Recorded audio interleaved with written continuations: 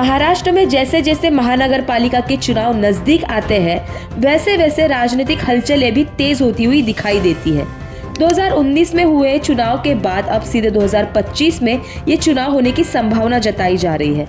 पर कहीं ना कहीं विधानसभा के दौरान हम साथ साथ है का नारा लगाने वाली पार्टियां अब एक दूसरे पर मात करने की कोशिश करती हुई नजर आ रही है। शिवसेना शिंदे गुट द्वारा शुरू किए टाइगर मिशन के जरिए अब तक राजन साल्वी जैसे कई नेताओं का पार्टी में चल रहा इनकमिंग और मुख्यमंत्री देवेंद्र फडणवीस द्वारा आयोजित बैठकों में उप मुख्यमंत्री एकनाथ शिंदे की अनुपस्थिति की वजह से राजनीतिक गलियारों में महायुति की पार्टियां बीजेपी और शिवसेना में कोल्ड वॉर शुरू होने की खबरें सामने आ रही है। वहीं अब तक मीरा भाईंदर में भी इसके परिणाम देखने को मिल रहे हैं। प्रवीण पाटिल और उनके सहयोगी नेताओं ने शिवसेना शिंदे गुट में किए प्रवेश के बाद हाल ही में मीरा भाईंदर के जाने माने राजनेता और पूर्व विधायक गिलबर्ट मेंडोन्सा ने अपने 3 नगर सेवकों के साथ शिवसेना शिंदे गुट में प्रवेश किया है, जिसकी वजह से मीरा भाईंदर में शिवसेना उभाटा गुट कमजोर होता हुआ दिखाई दे रहा है। पर देखा जाए तो गिलबर्ट मेंडोन्सा के पक्ष प्रवेश ये झटका सिर्फ शिवसेना उभाटा गुट को ही लगा है या फिर शिवसेना शिंदे गुट की इस चाल से बीजेपी को भी बड़ा नुकसान हो सकता है। आप सोच रहे होंगे कि ऐसा हम क्यों कह रहे हैं, क्योंकि अगर देखा जाए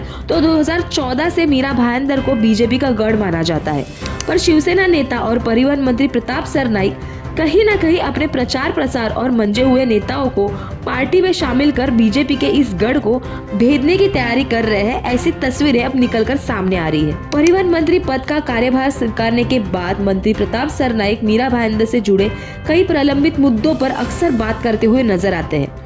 हाल ही में उन्होंने मीरा भाईंदर की सड़कों का कंक्रीटीकरण, दहिसर टोल नाके का traffic jam, metro 9, Sai Baba Nagar से शिवार गार्डन तक शुरू की जाने वाली एलिवेटेड ब्रिज, ऐसे कई मुद्दों पर एक्शन लिया है। इतना ही नहीं बल्कि गिलबर्ट मेंडोन्सा के पक्ष प्रवेश के बाद हाल ही में उन्होंने जनता दरबार के जरिए लोगों की परेशानियां जानकर उन्हें सुलझाने का आश्वासन भी दिया है। वहीं दूसरी ओर मीरा भाईंदर के विधायक नरेंद्र मेहता भी मेट्रो 9 की पूर्णता के लिए अधिकारियों की मीटिंग लेते हुए एलिवेटेड ब्रिज शुरू करने का आश्वासन देते हुए नजर आए हैं। ये तस्वीरें देखने के बाद मानो दोनों नेताओं में विकास कार्यों का श्रेय बटोरने के लिए जैसे होड़ लगी नजर आ रही है। पर दोनों नेताओं में क्या सच में विकास कार्यों का श्रेय बटोरने के लिए होड़ लगी है या फिर महानगर पालिका चुनाव में एक दूसरे को मात देने की ये तैयारी है? 2017 के चुनाव के आंकड़े अगर देखे जाए तो MBMC में बीजेपी के 61 और अविभाजित शिवसेना के 21 नगर सेवक चुन के आए थे। पर इस बार ये तस्वीर पूरी अलग होगी, क्योंकि अब शिवसेना 2 गुटों में बंट चुकी है और शिवसेना शिंदे गुट खुद बीजेपी की सहयोगी पार्टी है। तो अगर शिवसेना शिंदे गुट महानगर पालिका चुनाव अपने दम पर लड़ती है तो क्या मीरा भाईंदर में वो सच में बीजेपी को मात दे पाएगी या फिर मीरा भाईंदर फिर एक बार बीजेपी के गढ़ के तौर पर साबित होगा?